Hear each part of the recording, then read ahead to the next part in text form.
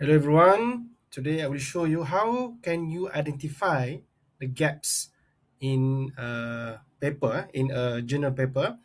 Okay, for instance, I will show two papers and how can you identify the gaps in the paper. Okay, first one, an empirical paper where you collect survey data. Okay, the title of this paper is Drivers of Metaverse Adoption and Performance in Retail SMEs.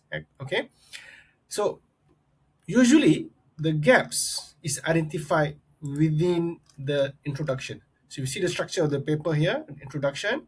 So normally, the gaps is addressed at the end, not exactly the end, but nearly the end of the paper, of the introduction, right? See, this is the end of the introduction. If you go back, usually if the paper have research question or research objectives, the gaps is addressed a paragraph before it. Okay, see here. This is about SMEs employing metaverse. So the gaps here is addressed in this paragraph before the research questions. So you can see here, there's a couple of sentences here, and the gaps is addressed here.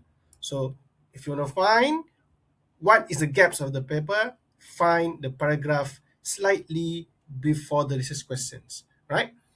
And another paper, this paper is a review paper using bibliometric analysis.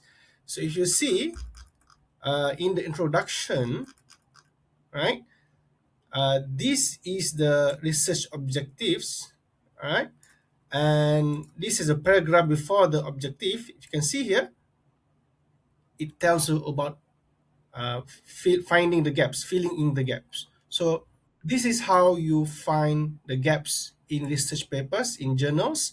At the end of the introduction, slightly one or two paragraph before the research questions or the research objectives. Okay, I hope that this helped for you when you are searching papers, looking for gaps or novelty of the paper, and it will help you.